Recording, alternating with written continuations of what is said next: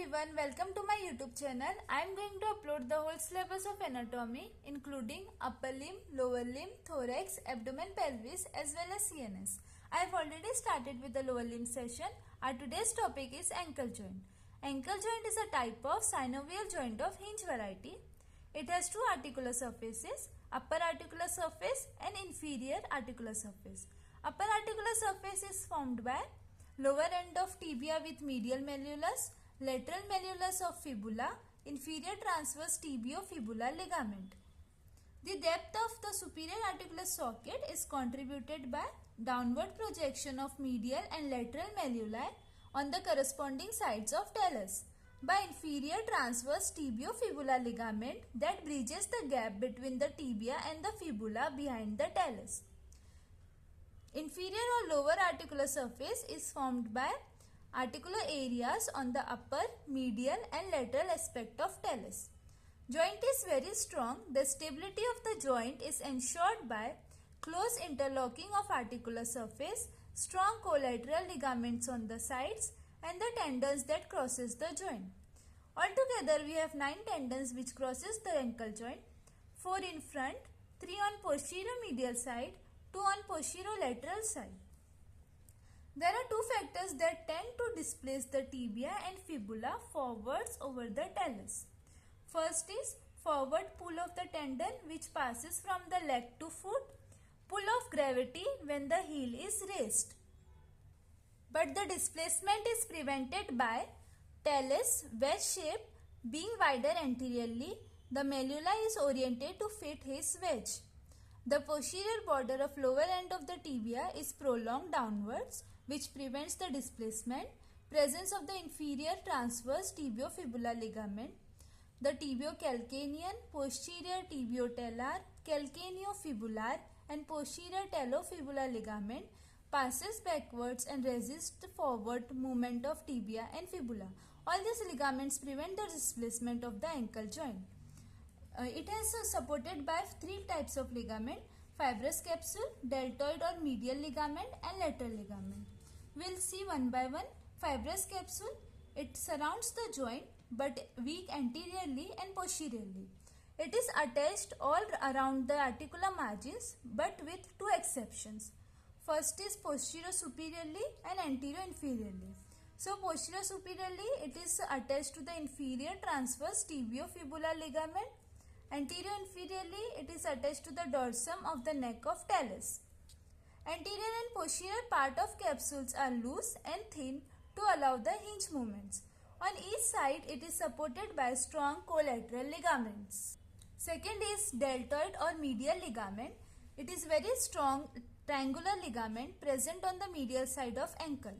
It is divided into superficial and deep parts. Superficial part consists of anterior or tibio-navicular fibers, medial or tibiocalcanean fibers, the posterior or posterior tibiotalar fibers.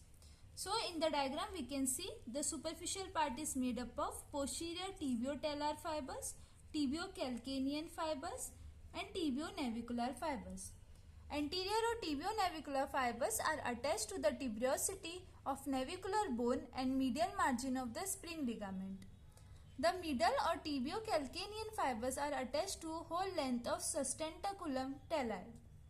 The posterior or posterior tibiotalar fibers are attached to the medial tubercle of posterior process of talus. Deep or anterior part which is attached to the anterior part of medial surface of the talus. Lateral ligament, it consists of 3 bends: anterior talofibular, posterior talofibular and calcaneofibular. In the diagram we can see anterior talofibular, posterior talofibular and calcaneofibular. Anterior talofibular ligament is a flat bend, passes from the anterior margin of lateral malleolus to the neck of talus front of the fibular facet. Posterior talofibular ligament, it passes from the lower part of malleolar fossa of fibula to the lateral tubercle of talus. Calcaneofibular ligament, it is long rounded cord, passes from the notch on the lower border of the lateral malleolus to the tubercle on the lateral surface of calcaneum. Relations of the hip joint. it is divided into three types of relations: anteriorly, medially and posterolaterally. So anteriorly, from medial to lateral side, it has tibialis anterior, extensor hallucis longus, anterior tibial vessels, deep peroneal nerve, extensor digitorum longus and peroneus tertius. We can see in both the diagrams, from medial to lateral anterior relations, tibialis anterior, extensor hallucis longus, extensor digitorum longus, peroneus tertius, along with anterior tibial vessels and deep peroneal nerve. Here also we can see tibialis anterior, extensor hallucis longus, extensor digitorum longus and peroneus tertius. Posterior-medially, from medial to lateral side, tibialis posterior, flexure digitorum longus, posterior tibial vessels, tibial nerve, flexure hallucis longus. Tibialis posterior, flexure digitorum longus, flexure hallucis longus, along with posterior tibial vessels and tibial nerve. In anterior relation we had anterior tibial vessels and deep peroneal nerve. In posterior relation we have posterior tibial vessels and deep tibial nerve. Posterolaterally there is peroneus longus and peroneus brevis. As we can see in this diagram, peroneus longus, peroneus brevis. Here also peroneus longus and peroneus brevis. So let's talk about the blood supply. It is supplied by anterior tibial, posterior tibial and peroneal arteries. Nerve supply, deep peroneal nerve and tibial nerves. Movements, it has mainly two movements, dorsiflexion and plantar flexion. In dorsiflexion, a principal muscle which helps, it is tibialis anterior. Accessory muscles which also helps in the dorsiflexion, they are extensor digitorum longus, extensor hallucis longus. Plantar flexion, gastrocnemius and soleus is the principal muscle. Along with that, tibialis posterior, flexure hallucis longus and flexure digitorum longus also helps in plantar flexion. Clinical anatomy, acute sprains of lateral ankle occur when the foot is plantar flexed and excessively inverted. The lateral ligaments of the ankle joint are torn and giving rise to the pain and swelling. Sprain means tearing of the ligament. So when the foot is plantar flexed or excessively inverted, the lateral ligaments get torn and give rise to the pain and swelling.